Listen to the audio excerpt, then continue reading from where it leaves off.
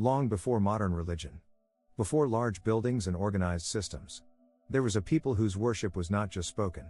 It was lived. In ancient Israel, worship was not a moment. It was a way of life. From sunrise to sunset, every action had meaning.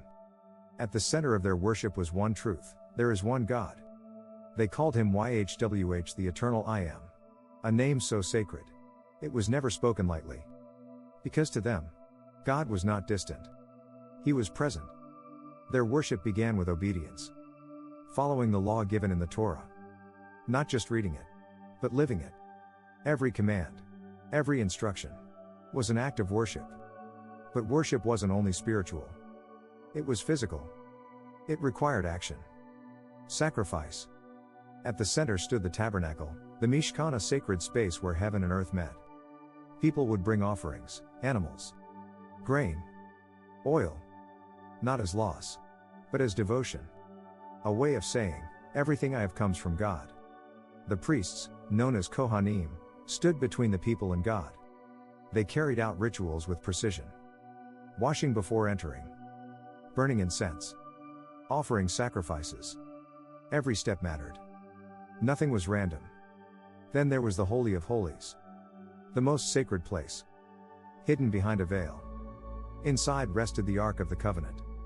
And only one man, the high priest, could enter. Once a year.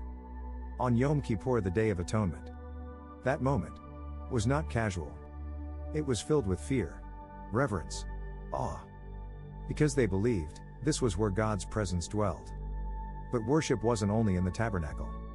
It was in daily life. In prayer. In family. In how they treated others.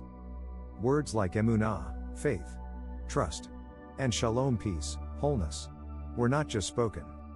They were lived. Even in struggle. Even in exile. They held on. Because worship wasn't based on comfort. It was based on covenant. A relationship between God and his people.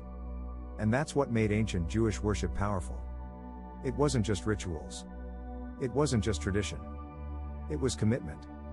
Discipline. Identity. A life where every action said, I belong to God.